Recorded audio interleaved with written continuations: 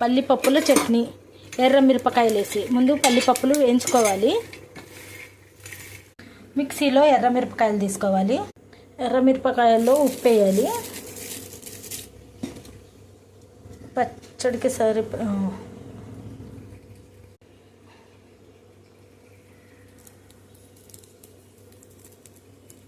ఇప్పుడు చట్నీకి సరిపడా ఉప్పు వేసేయాలి. మిక్సీలో వేసి ఇలా తిప్పాలండి. ఇలా చట్నీ చేసుకోవాలండి. ఇప్పుడు తాలింపు వేయాలి. దాంట్లోకి నేను బాండీ పెట్టానండి. ఇక్కడ దాంట్లో నూనె వేయాలి. నూనెలో ఎర్ర మిరపకాయలు ఇలా ముక్కలు చేసి వేయాలండి.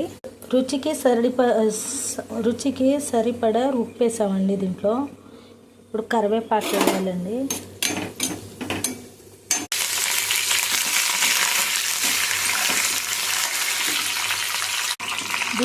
దీంట్లో ఇప్పుడు ఉప్పు వేయనక్కర్లేదండి.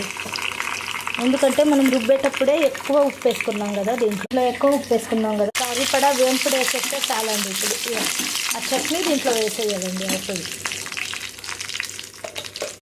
ఇప్పుడు కిందకి దింపేసి చక్కగా స్పూన్తో కలుపుకోవాలండి.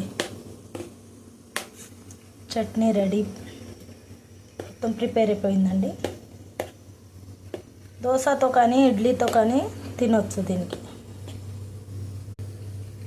సరేనా మరి, పెట్టేనా?